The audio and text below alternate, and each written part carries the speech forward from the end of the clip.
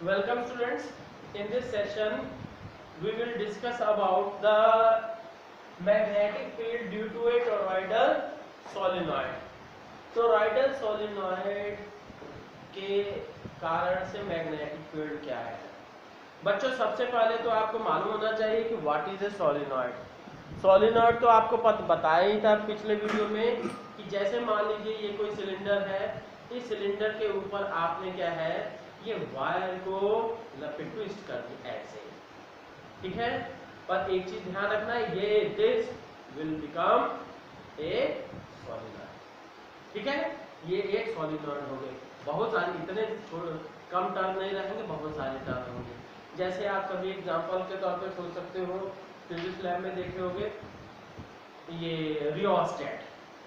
Rheostat में भी क्या है कई सारे टर्म्स रहते हैं that will also act like a ये toroidal sorry that will act like a solenoid, ठीक। अब सोलिनॉइड में ध्यान रखिएगा कि ये जो वायर होती है इंसुलेटेड वायर होनी चाहिए या एक टर्म से दूसरे टर्म के बीच में सेपरेशन रहनी चाहिए। ऐसा जैसे यहाँ मैंने बताया अभी क्या है इनके बीच में सेपरेशन की किसकी, प्लास्टिक कोटिंग। इसी तरह से आप कभी क्या इलेक्ट्रीशियन वगैरह की वायर पे देखिए, सॉरी इलेक्ट्रीशियन वगैरह की दुकान पे देखिएगा कि उनकी जो कॉपर की वायर होती है वाइंडिंग करने के लिए, फैन वगैरह मोटर वगैरह की वाइंडिंग करने के लिए, वो थोड़ा सा एक्स्ट्रा गोल्डन ब्राउन कलर की होती है, क्योंकि उसके ऊपर क्या है वार्निश का कवर चढ़ा है। और वो वार्निश क्या बड़े हाई टेम्परेचर पे भी इंसुलेशन का काम करता है। और ऐसी सिचुएशन में अगर क्या है फैन वगैरह के अंदर क्या पानी वगैरह चला जाए, कहीं से कुछ भी ऐसी प्रॉब्लम आ जाती है तो वो वार्निश की इंसुलेशन फेल हो जाती है, जिससे कि मोटर जल जाती है। इंसुलेशन फेल होते ही आपका वो पूरा पूरा मैकेनिज्म ही कॉइल का खत्म, ठीक। तो इसलिए ध्यान रखिएगा ये वायर तो ऐसे नहीं लपेटना है, कहीं भी इंसुलेटेड वायर। अब हम दूसरी बात कर रहे हैं क्या, सोलिनॉइड। तो जान के क्या है सोलिनॉइड के बाद टोरॉइड क्या है। अगर कोई सोलिनॉइड ऐसे पाइप की तरह से है, ठीक, तो अब उसी पाइप को टर्न करके आप रिंग की शेप में कर दिए, ठीक, रिंग की शेप में कर दिए, then that will act as toroidal solenoid. अब ये देखिए जैसे हम कह दें जी कि ये क्या यू कैन से,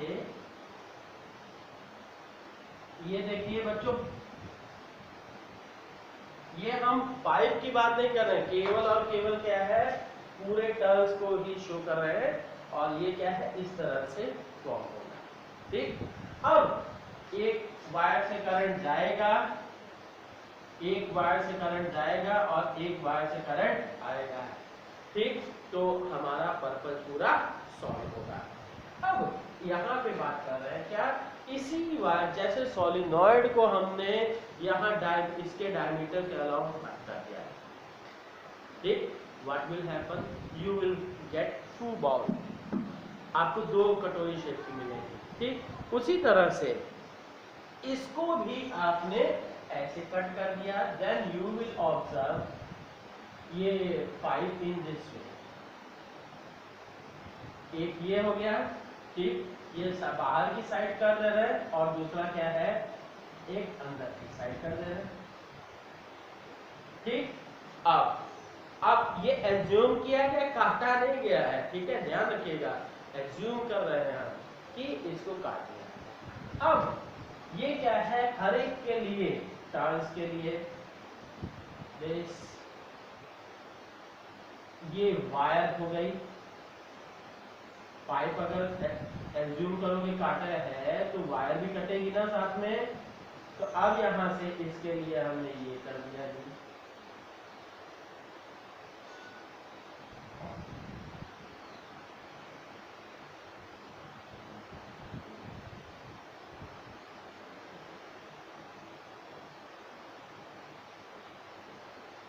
ये देखें, क्लियर स्टूडेंट्स। अब ये तो सीधे से क्लियर है आपको कि यहाँ कम जगह होने के कारण से डेंसिटी ज़्यादा हो जाएगी और इधर बाहर ज़्यादा जगह होने से जैसे कि जबकि नंबर ऑफ वायर्स क्या है बराबर 3 3 6 2 8 3 3 6 2 8। ये ज़्यादा काउंट करने की ज़रूरत नहीं है आपको, बस खाली बना दिया, हाँ जी हो गया, ठीक है। कम अधिक हो कोई टेंशन नहीं, बस खाली आपको मेन क्या ध्यान रखना है कि यहाँ पे इसका रेडियस क्या है, इसके रेडियस की बात हम कर रहे हैं कैपिटल। ये इसमें गंदा होगा बच्चों, तो इसलिए बेटर है कि करंट को हम मान लें। करंट को कैसे मानते हैं जी, यहाँ से करंट ऐसे, मतलब बाहर से अंदर की तरफ वो है, करंट बाहर से अंदर की तरफ होगा तो मैग्नेटिक फील्ड कैसे होगा, इस शेप में जाएगा। Magnetic field will be in this way, ठीक। मैग्नेटिक फील्ड इस तरह से होगा, ठीक। अब मतलब करंट इधर से बाहर से आ रहा है, निकल रहा है, बाहर से अंदर की तरफ है, ठीक। और ये अंदर जाने के लिए करंट का डायरेक्शन हम क्रॉस से शो कर रहे हैं, ठीक है। अंदर जाने के लिए करंट की डायरेक्शन क्रॉस है, ठीक। अब ये है मैग्नेटिक फील्ड। लेट अब बच्चों इसी फिगर को बहुत ज्यादा गंदा करने की बजाय हम थोड़ा सा अलग से मान लेते हैं। Let R1 is the inner radius of toroid। Toroid का इनर रेडियस है R1,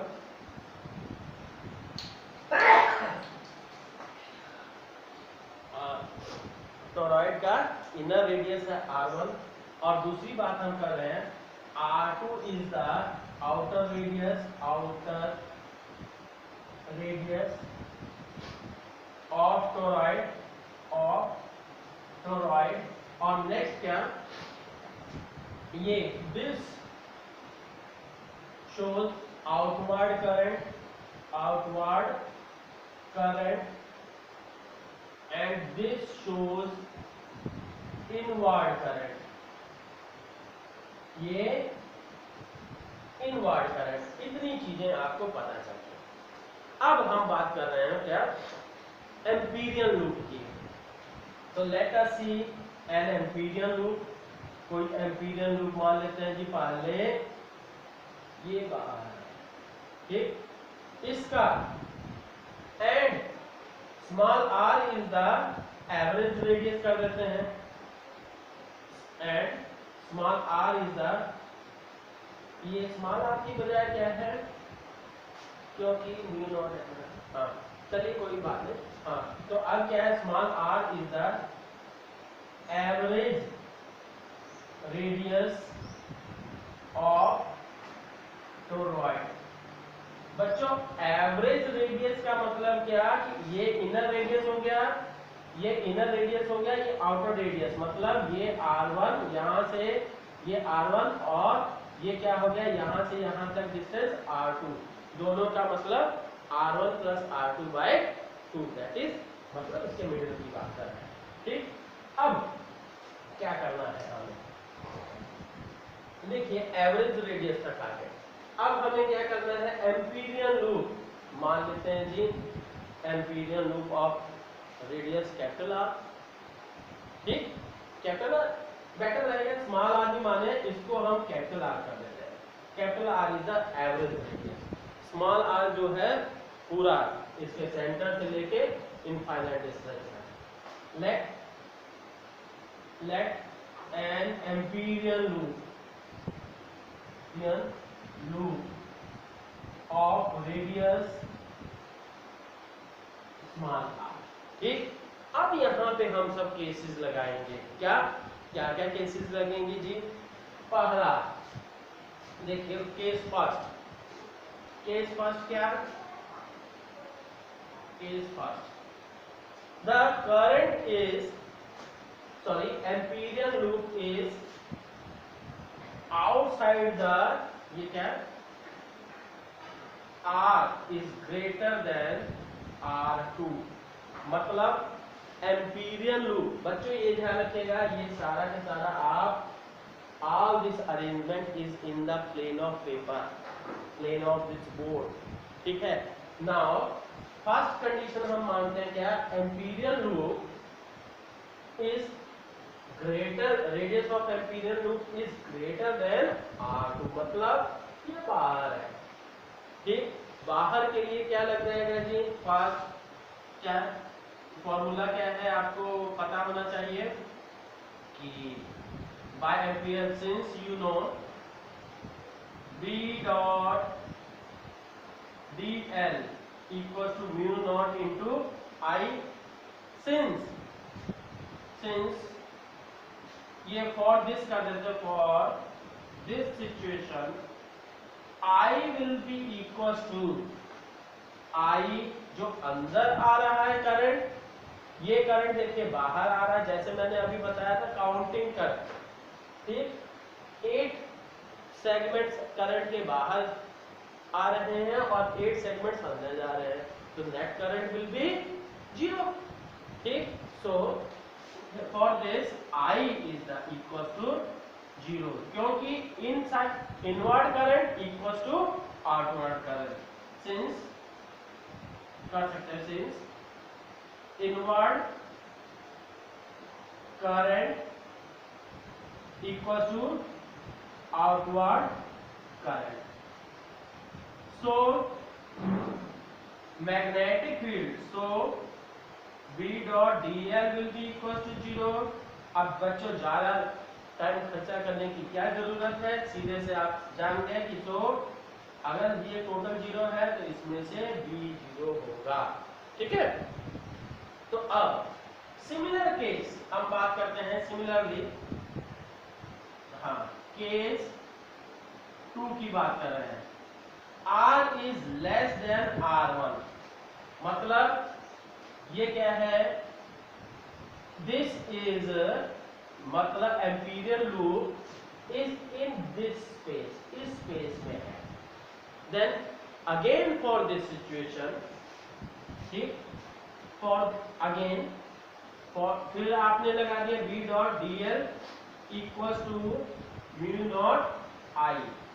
अगेन इससे यहाँ पे कोई एम्पीरियल लूप लगाओगे तो क्या होगा, इसमें से कोई करंट निकल रहा है, नहीं, कोई करंट जा रहा है, नहीं, so net current here again net current equals to 0, so you can say B dot dl will be equals to 0, so you can say B equals to 0. तो बच्चों अब यहाँ पे ये आपको मिला कि टोरॉइड के बाहर भी करंट मैग्नेटिक फील्ड 0 और टोरॉइड के अंदर भी मैग्नेटिक फील्ड 0. सो तो मैग्नेटिक फील्ड कहाँ एग्जिस्ट करता है, केवल और केवल टोरॉइड के पाइप के अंदर. ठीक है, टोरॉइड का जो पाइप है उसी के अंदर मैग्नेटिक फील्ड एग्जिस्ट करता है. तो अब ये है, हम बात कर रहे हैं कि थर्ड मेन डेरिवेशन वही है, ये दोनों तो वैसे ही हमने प्रूव किया. ठीक, अब क्या है बात कर रहे हैं. ठीक,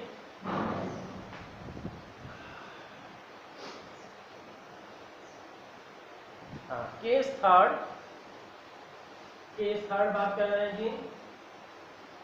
case third, what is the case third, बोलिए. केस थर्ड में क्या हो जाएगा, R is greater than R1 and less than R2. What does it mean? It means this imperial loop is inside this toroid. ठीक है, तो इस toroid के अंदर है अगर imperial loop, then B dot, तब अब क्या होगा, B dot dl will be equal to mu naught I. अब फिर से हमने LHS ले लिया जी, equal to B dot dl.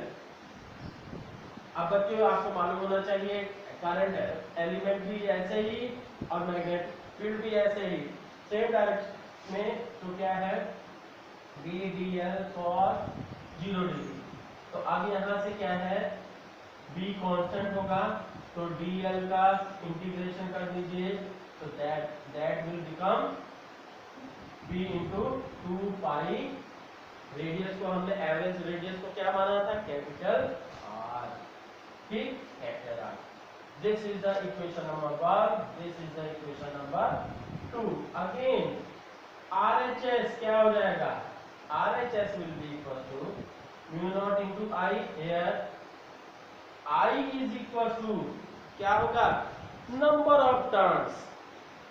Number of turns क्या है, n कर लेते हैं जी, n is the number of turns into I।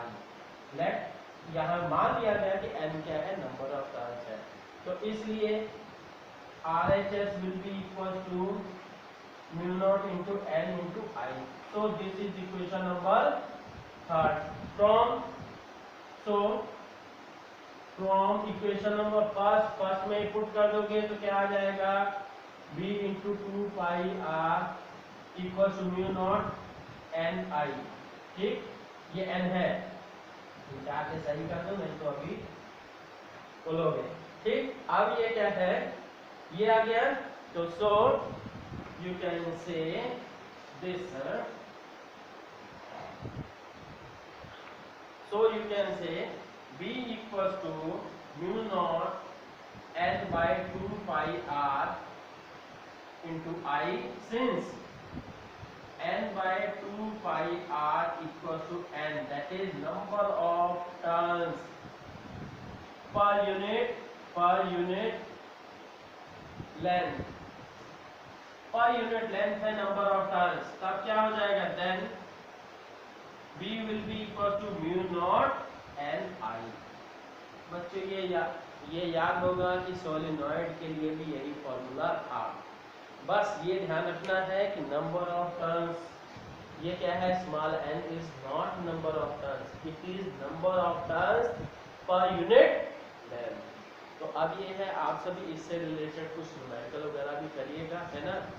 तो मतलब ये मान के चलिए कि CBSE बोर्ड एग्जाम में एम्पियर सर्क्यूटल लॉ से रिलेटेड या तो सोलेनॉइड या तो टोरॉइड एक क्वेश्चन श्योर आ 3 मार्क्स का है, ठीक है। तो ओके, थैंक यू।